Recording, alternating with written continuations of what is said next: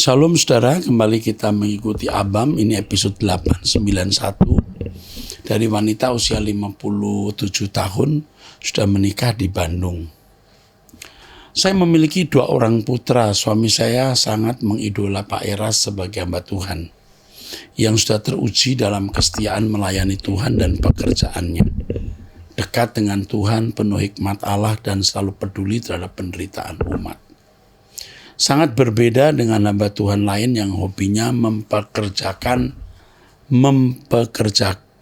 dan jualan teori kemakmuran dengan tujuan menyihir jemaat untuk memberi lebih banyak agar diberkati dengan ayat favorit Kejadian 26 ayat 12-13. Maka menaburlah Ishak di tanah itu dan dalam tahun itu juga mendapat hasil 100 kali lipat sebab ia diberkati Tuhan. Dan orang itu menjadi kaya, bahkan kian lama kian kaya, sehingga ia menjadi sangat kaya. Berbeda dengan Pak Erastus yang lebih mengutamakan pengajaran kasih terhadap Tuhan dan sesama. Dan sejak Pak Eras dihujat sana-sini, suami ikut mengalami hujatan juga. Sebab tiap hari suami selalu dengerin khotbah-khotbah Pak Eras dan share melalui personal WhatsApp maupun WhatsApp group. Dan berkali ditendang keluar grup karena postingnya yang berisi khotbah-khotbah Pak Eras.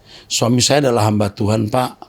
Dulu kita melayani sebuah gereja besar di Surabaya dan dikirim untuk mengembalakan jemaat di Poso. Setahun setelah kerusuhan 1998 kami kembali ke Surabaya karena dalam doa-doanya suami mendapat penegasan bahwa sudah waktunya kembali ke Surabaya. Tahun 2010 suami diberi kepercayaan untuk melayani di sebuah gereja di Bandung. Namun pada tahun 2015 suami sakit tremor sejenis Parkinson sehingga gembala jemaat memutuskan untuk PHK suami saya. Selanjutnya kami hidup dengan pekerjaan sebagai reseller dropship online shop, tidak stok barang. Bersyukur Tuhan selalu mencukupi karena mungkin selama menjadi full timer sejak 1995 kami selalu belajar mencukupi diri. Mulai dari persembahan kasih 150.000 sampai terakhir 2010 setara UMR. Kami selalu belajar mencukupkan diri dalam segala hal sehingga keadaan ekonomi sekarang tidak berpengaruh besar dalam kehidupan kami. Sebab percaya kepada Tuhan Sang Pemilik hidup yang tak pernah meninggalkan kami. Maaf sebelumnya Pak. Saya punya perbedaan pendapat dengan suami dalam hal kelanjutan anak sekolah kami yang sekarang duduk di kelas 10, SMA kelas 1. Putra saya sangat antusias untuk melanjutkan kuliah sampai S1. Nilai-nilainya juga cukup bagus walaupun tidak mengikuti les-les privat. Dan sepertinya anak saya berminat untuk masuk universitas Kristen yang memang biayanya cukup mahal, namun mengingat kondisi kami yang secara finansial tidak memungkinkan, saya bermaksud menempuh jalan lain untuk mendapat keringanan uang pangkal, yaitu beribadah di gereja, salah satu gereja Protestan, gereja mainstream. Sebab anak teman yang lulusan universitas tersebut mengatakan, jika kita punya kartu anggota gereja tersebut, uang pangkal untuk masuk universitas Kristen yang ada di Bandung tersebut akan jauh lebih murah. Memang universitas tersebut berada di bawah naungan yayasan gereja itu. Anak teman menyarankan untuk memakai kata gereja itu. Katanya temannya masuk kuliah dengan biaya jauh lebih murah dibanding dia yang dari gereja bukan gereja tersebut yang memiliki sekolah itu. Setelah mendengar hal tersebut, anak saya berencana beribadah ke gereja tersebut agar mendapatkan KTA, kartu tanda anggota gereja itu. Namun kami tetap akan beribadah di gereja kami yang sekarang ini.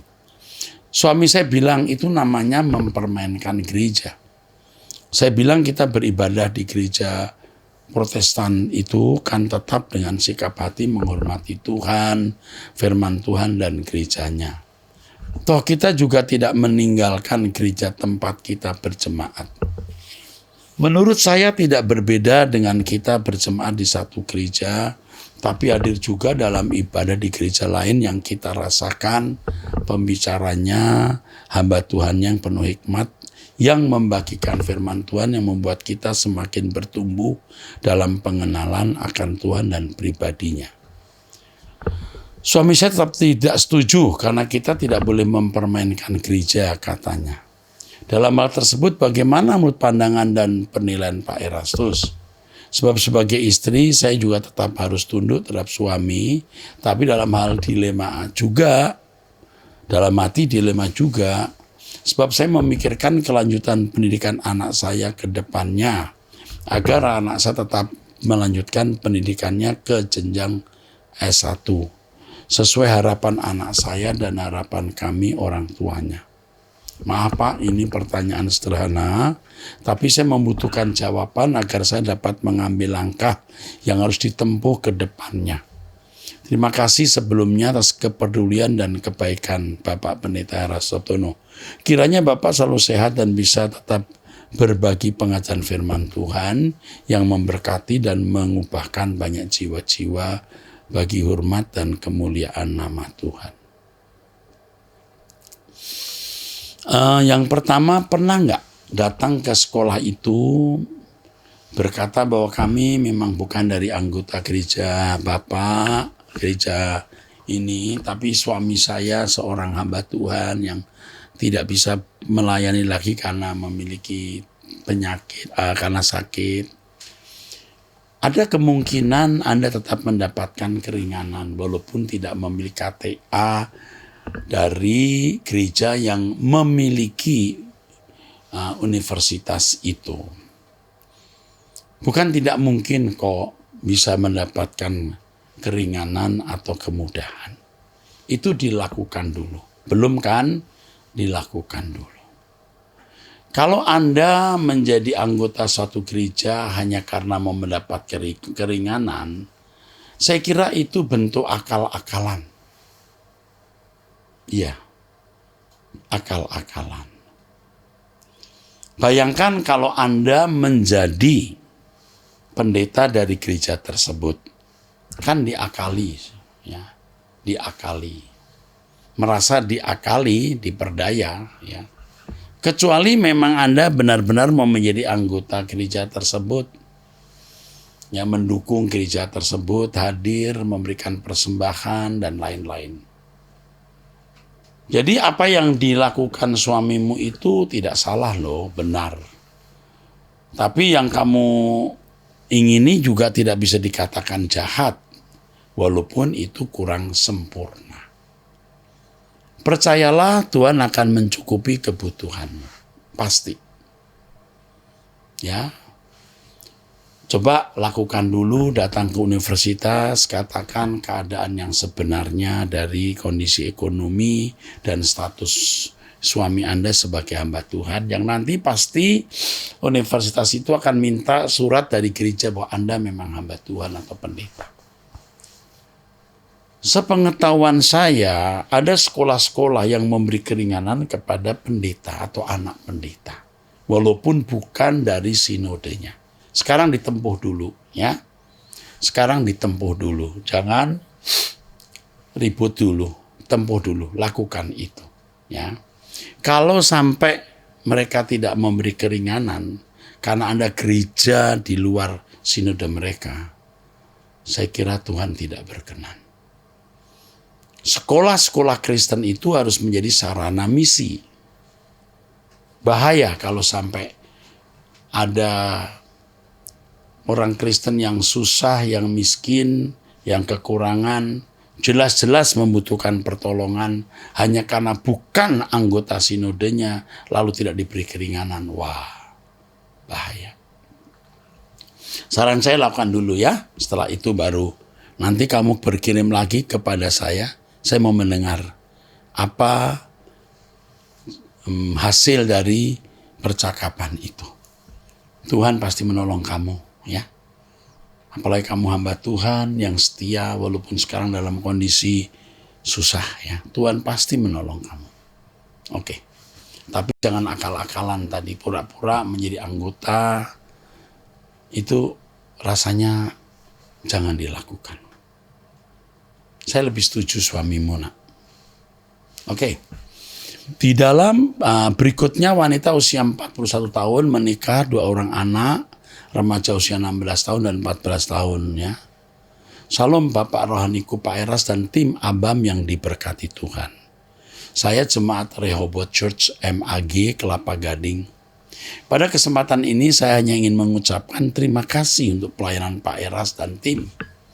Karena saya sangat diberkati dan dikuatkan melalui jawaban atas permasalahan jemaat yang Bapak berikan.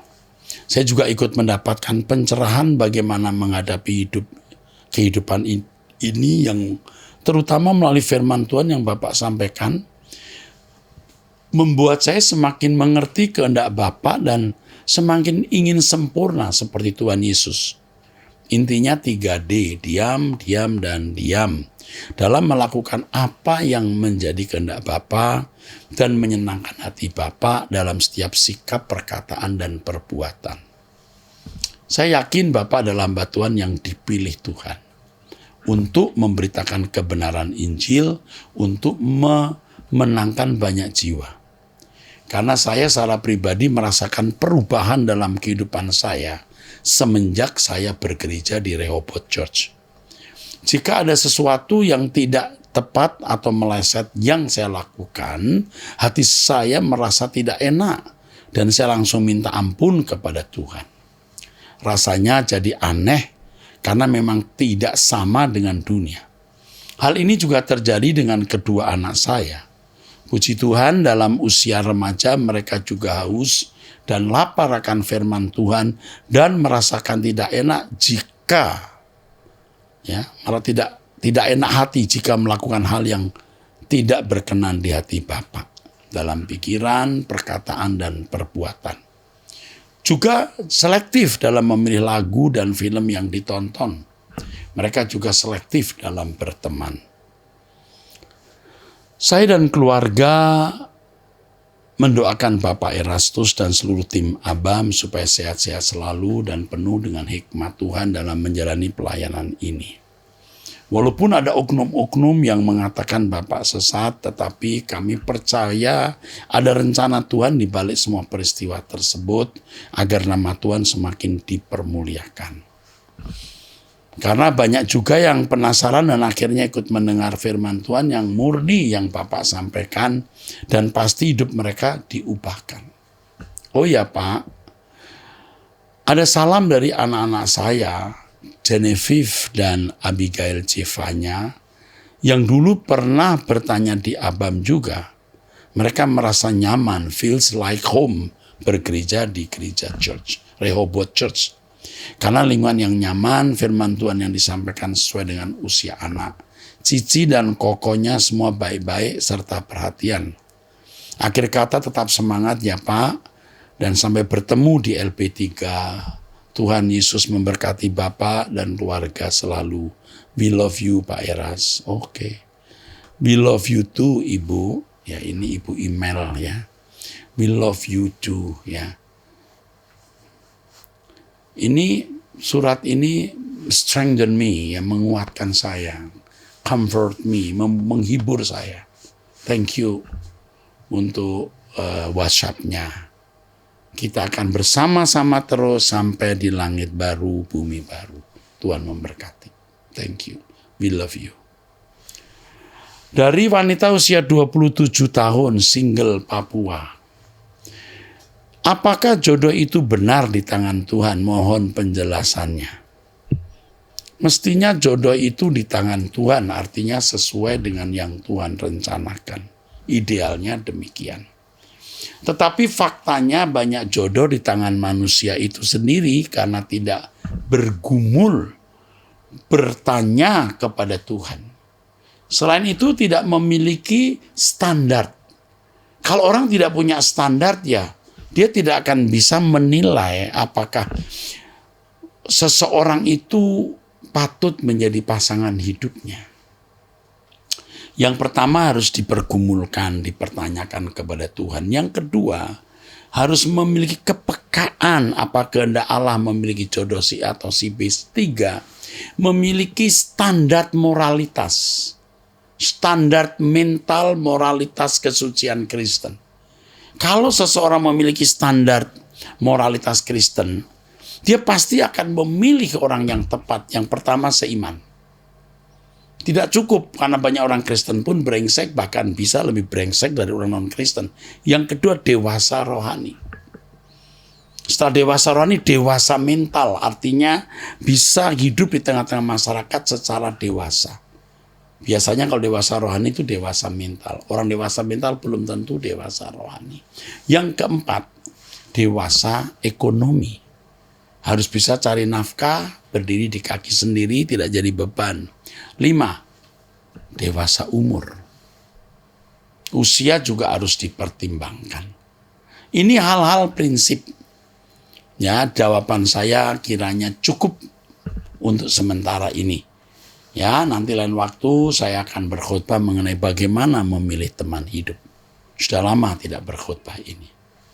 Oke, saya teruskan dengan pria usia 24 tahun single. Oh ya, sebelum saya teruskan, tolong dicatat. Membuat seminar bagaimana memilih teman hidup. Pria usia 24 tahun single. Pak Eras, izin bertanya. Saya beberapa tahun ini merasa kurang gairah hidup seperti kesepian dalam keramaian. Bahkan dalam situasi sedang nongkrong dengan teman-teman sekalipun seperti tidak ada kebahagiaan dan saya tidak tahu mengapa hal itu terjadi. Padahal saya ada aktivitas setiap hari yaitu bekerja. Tapi belakangan ini untuk mencari ketenangan saya alihkan dengan merokok. Ya. Padahal yang sebelumnya saya anti rokok dan beberapa hal lainnya yang saya berbeda dari biasanya, ditambah sudah mulai kurang berdoa. Mohon bimbingan konseling Pak Eras. Mohon bimbingan dan konseling dari Bapak. Oke, ini perlu dibimbing ya. Tapi sebelum nanti dihubungi untuk dibimbing, pasti ada masalah. Hanya kamu tidak tahu atau tidak jujur. Mungkin soal jodoh. Kamu sudah pengen punya pacar tapi belum dapat. Itu bisa. Kamu jatuh cinta kepada seseorang tapi dia tidak membalas cintamu, kamu pahit. Bisa. Kamu diam. Mungkin karena itu. Atau kamu punya cita-cita yang akhirnya tidak kamu capai dan kamu melihat kemustahilan untuk mencapainya. Ya. Tetapi yang jelas kesepianmu ini karena kamu tidak melekat dengan Tuhan. Kalau kamu memiliki intimasi, hubungan yang intim, sukacita Tuhan itu luar biasa. Gairah hidup itu tinggi. Untuk melayani Tuhan, untuk meningkatkan kapasitas, untuk memaksimalkan potensi. Jadi kamu sakit, jiwamu sakit, rohanimu sakit. Ada langkah-langkah yang kamu harus ambil dan kamu bisa buktikan kamu bangkit. Yang pertama, bangun pagi jam 5 berdoa bersama saya. Setiap hari beri waktu minimal 30 menit berdoa. Pribadi. Tinggalkan pergaulan dengan orang-orang yang tidak memberkati kamu. Jangan nonton film yang tidak patut ditonton. Dengarkan firman Tuhan. Pasti kamu sudah tidak lagi tekun dalam hal-hal ini. Berdoa mendengarkan firman, pasti tidak. Kok bisa kamu jatuh lagi ke dalam pelukan rokok? Ini kan ada yang tidak beres dalam hidupmu. Kenapa kamu suka nongkrong? Dalam situasi nongkrong pun kamu kesepian, berarti jawaban kesepianmu bukan teman-temanmu, Tuhan. Dan ini kemungkinan. Tapi kau pertanyakan, kamu dipanggil untuk melayani Tuhan. Entah di bidang musik, entah di bidang WL, entah di bidang yang lain. Lakukan itu. Kalau kamu tidak lari dari keadaanmu hari ini, kau makin terpuruk sampai kamu tidak bisa bangkit. Ya, oke, dibimbing nak. Oke, terima kasih.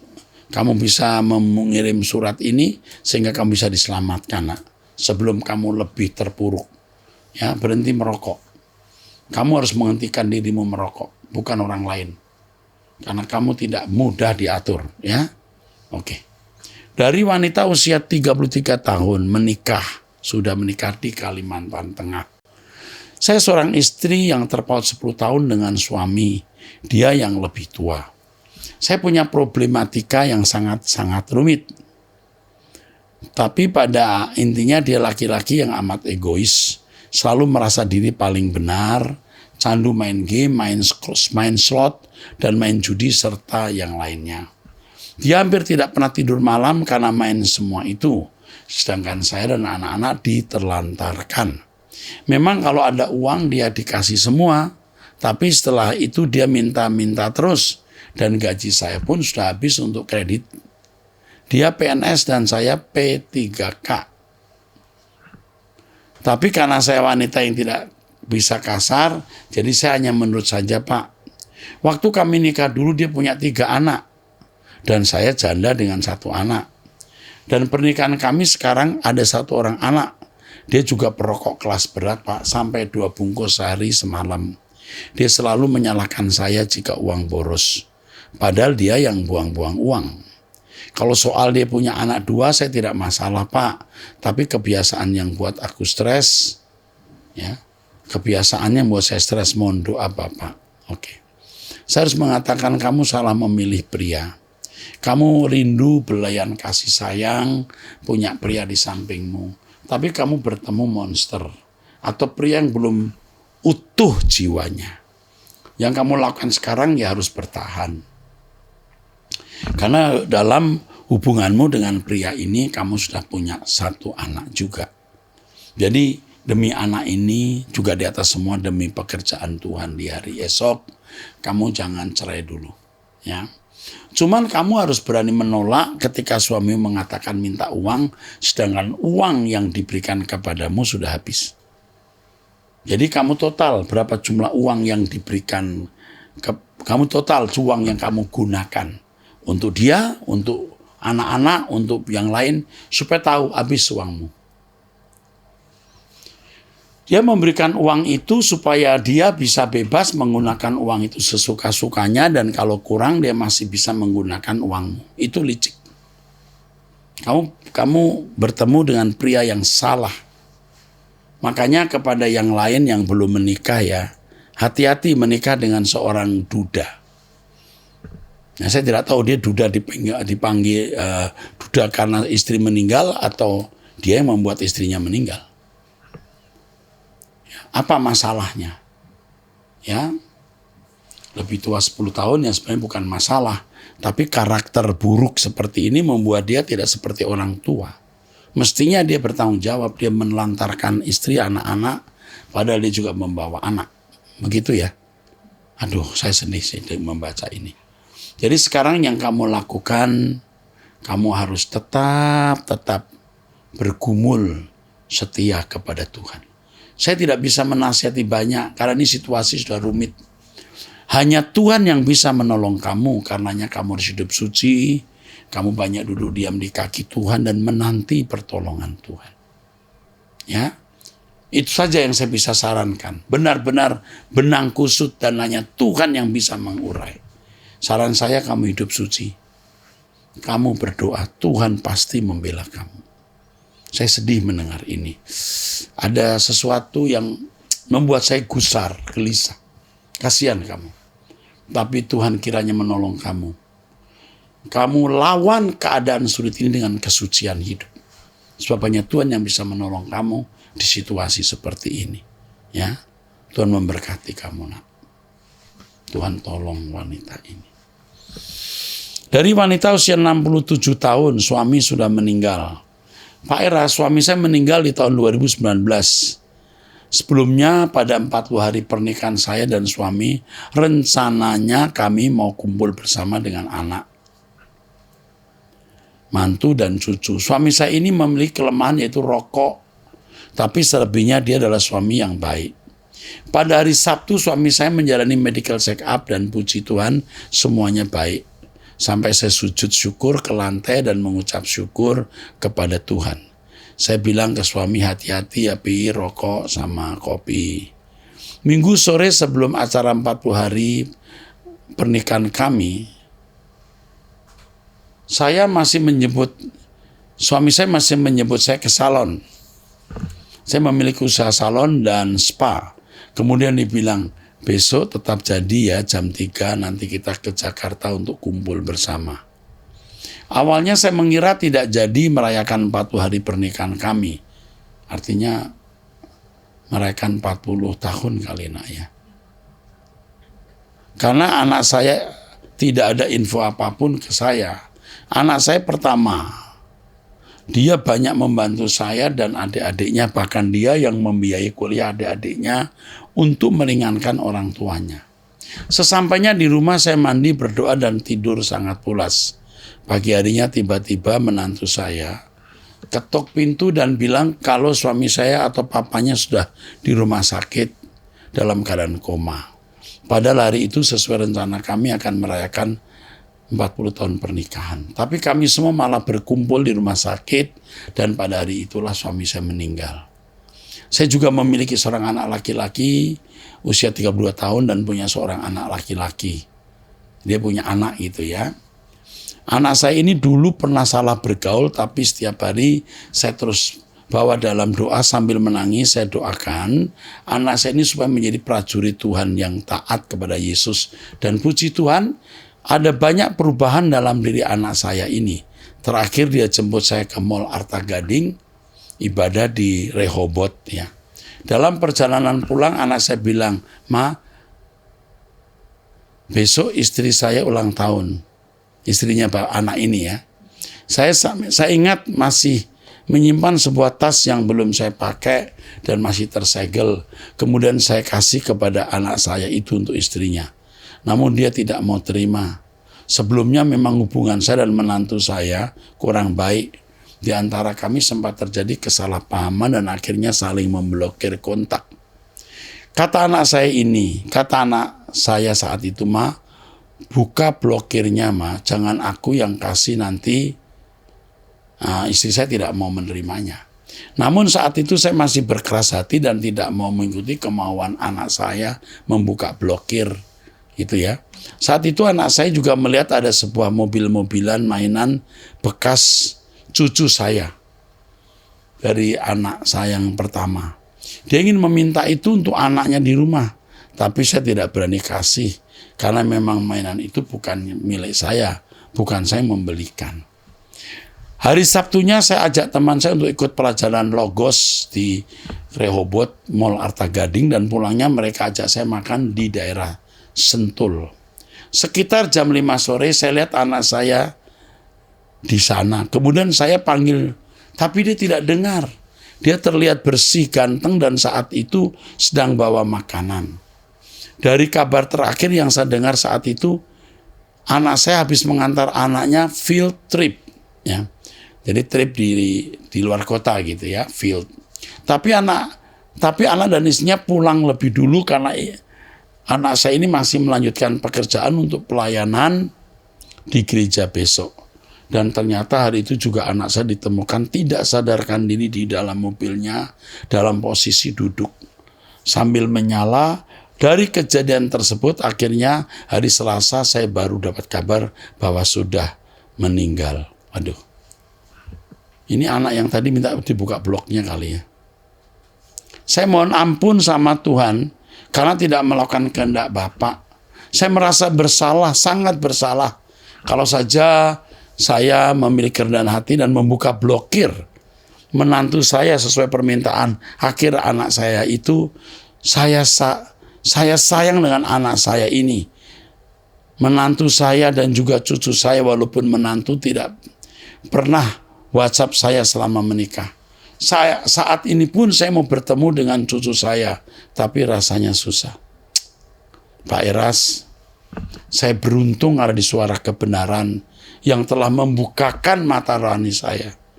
Pada waktu saya ibadah di MAG, saya di sana, Bapak, doa saya buat Pak Eras agar diberi kekuatan dari para pembuli.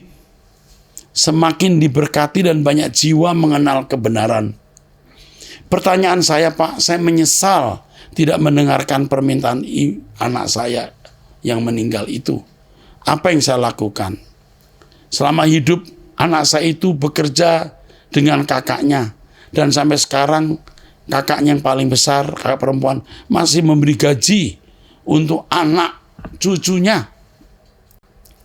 Untuk anaknya atau cucu ibu ini. Tapi terakhir dia bilang kepada menantu saya tidak membawa cucu saya, setidaknya tapi terakhir dia bilang, kalau menantunya tidak membawa cucu saya setidaknya sebulan 2 kali untuk ketemu, dia akan menstop gaji tersebut. Oh, tidak boleh ya. Jadi harus tetap dibantu sampai menantu perempuan ini nanti menikah. Tapi sebaiknya sih tidak menikah. Saran saya untuk ibu, buka WhatsApp dengan menantu dan minta maaf atas kesalahan ibu. Walaupun mungkin ibu tidak salah, ibu minta maaf dan ajak berdamai. Katakan bahwa Tuhan yang menyuruh itu lewat Pak Eras. Buka WhatsApp-nya, jangan diblokir. Ajak berdamai, minta maaf walaupun ibu akan merasa direndahkan. Katakan, Tuhan yang menyuruh saya lewat Pak Eras. Lakukan itu. Jika membutuhkan kami akan menelpon menantu ibu itu dan ikut menenangkan dia. Jangan anak ibu yang pertama yang jadi bos dari anak ibu yang meninggal, jangan mengancam. Jangan mengancam, salah. Kalaupun menantu ibu datang 2 kali sebulan dengan terpaksa, ibu tidak memenangkan hatinya, hanya memenangkan pertemuan, itu percuma. Lebih baik tidak bertemu tapi memenangkan hati, daripada bertemu tapi tidak memenangkan hati menantu dan cucu-cucu ibu. Lakukan ini, ya, Tuhan memberkati. Dari pria usia 52 tahun, menikah di Tomohon. Pak Eras, saya bergereja di salah satu gereja terbesar di Minahasa. Gereja ini punya universitas yang sudah banyak menghasilkan teolog sampai tingkat tertinggi, sehingga saya berpikir ada kemungkinan para pendetanya ada atau mungkin banyak yang selevel dengan pendeta Erastus. Tapi sayang, banyak pendeta besar di kalangan gereja saya ini sudah nyaman dengan kursi mereka, baik di perkuliahan sebagai dosen atau rektor maupun di ruangan sinode. Banyak pendeta yang hanya menyimpan teologianya di kursi-kursi itu. Sehingga saya sangat bersyukur ada pendeta Erastus yang walaupun sudah doktor, pemimpin gereja dan sinode, rektor, layak dihormati, diulu-ulukan, dan lainnya yang seharusnya sudah duduk nyaman di kursinya Bapak. Tapi pendeta Erastus masih memikirkan soal keselamatan umat Tuhan. Haleluya, puji Tuhan. Ucapan terima kasih sebesar-besarnya dari hatiku yang paling dalam buat Bapak Pendeta Erastus. Bapak Pendeta, selama ini saya berpikir, andai kata Bapak dipanggil Tuhan, sudahkah Bapak memikirkan seseorang yang bisa dan mampu menggantikan atau meneruskan Bapak Pendeta sebagai pelayan Yahweh, yang benar-benar mengusahakan umatnya dan mengarahkan hati kepada Tuhan? Terima kasih Bapak Pendeta Erastus dan seluruh tim ABAM. Saya salut dengan tulisan Bapak. Ini tulus. Ini membahagiakan dan menghibur saya. Saya menjaga kesehatan dengan sungguh untuk bisa panjang umur, dan bagian Tuhan nanti Tuhan akan penuhi bagian saya. Saya berusaha menjaga kesehatan dengan baik. Kami sedang terus bertumbuh untuk supaya Tuhan berkenan, ya, mempersiapkan orang-orang yang nanti menggantikan saya kalau saya dipanggil pulang. Saya salut kepada Bapak. Suatu hari saya harap kita bisa bertemu, Pak. Terima kasih untuk dukungannya. Amin. Anak remaja usia 17 tahun, pelajar. Pak Erastus, sebelumnya saya berterima kasih atas khotbah-khotbah Pak Eras. Saya mau bercerita sedikit tentang mama saya. Dia lumayan sensitif sama saya. Contohnya, saya sudah bantu pekerjaan mama. Saya kayak sapu, pel, dan lain-lain. Dan itu sudah jadi kewajiban saya setiap hari. Itu saya kerjain di depan orang tua saya. Setelah selesai saya mau kerjain skripsi buat ujian di laptop. Tiba-tiba saja ada lagi kerjaan dari mama saya. Pas sudah selesai kerjaan, saya lanjut kerjain skripsi. Tiba-tiba ada lagi. Lalu saya bilang ke mama saya, mau kerjain tugas dulu ya, Mam. Tapi mama saya malah marah. Lalu mama saya beres-beres rumah dengan gedebak-gedebuk. Setelah mama saya sudah tidak marah, saya langsung minta maaf ke mama. Tapi mama saya masih terlihat kesal sama saya. Saya jadi sedih melihat sikap mama saya begini terus. Jadi gimana ya Pak solusinya dalam menghadapi orang tua? Ini masalahnya tidak sederhana, Nak. Ya, tidak sederhana. Mamamu itu sakit jiwanya. Entah ada urusan masa lalunya, entah urusan dengan pekerjaan, entah urusan dengan papa kamu. Ini kan kamu hanya menceritakan sekilas. Saya tidak tahu keadaan mamamu, hubungan dengan papa bagaimana. Papamu sakit, mamamu itu jiwanya sakit. Jadi kamu harus menghadapi mama bukan seperti orang sehat. Tapi kamu jangan sampaikan ini ya, jangan berkata-kata pendeta Rasus mama itu sakit. Ya, mestinya orang tua tidak demikian, kalau benar demikian. Tetapi begini Nak, kamu harus bicara, Mam, aku akan kerja yang mama berikan. Tapi mohon jam segini saya mau kerja skripsi. Jadi kamu sudah membuat peta, schedule, roster, bantu mama dan mengerjakan skripsi. Pasti mama bisa tahu paling tidak mengurangi ya gedebak-gedebuknya mama kamu ini loh ya. Coba kamu ajak bicara, Mam, ini saya bantu apalagi Mam. Setelah itu tolong selesai Mam, saya mau kerjain skripsi. Nah yang kedua, kamu tidak selamanya bersama mama. Nanti kalau kamu sudah bekerja, kamu meneruskan kuliah dan lain-lain, kamu akan berpisah dari orang tua. Jadi selama bersama orang tua, usahakan senangkan orang tua. Lalu saya ingatkan, ketika saya seumur kamu, bahkan lebih muda, mama saya meninggal. Saya sangat kecewa. Aduh rasanya kalau boleh memutar kembali waktu, aduh saya ingin punya mama dan membahagiakan. Waktu itu saya sampai benar-benar stres. Ya, waduh gak kebayang luka hati waktu mama meninggal dan merasa belum berbuat apa-apa, bahkan melukai mama waktu masih hidup. Duka cita dalam sekali. Nah ini menjadi pesan penting untuk kamu Nak. Ya, Om Era salut kepada kamu. Suatu hari kalau saya pergi ke tempat kamu atau kamu ke Jakarta, temui Om Eras Nak. Kamu bisa menjadi salah satu perwira tinggi kerajaan surga. Tuhan memberkati. Sampai jumpa di episode 892 yang ke depan. Tuhan berkati.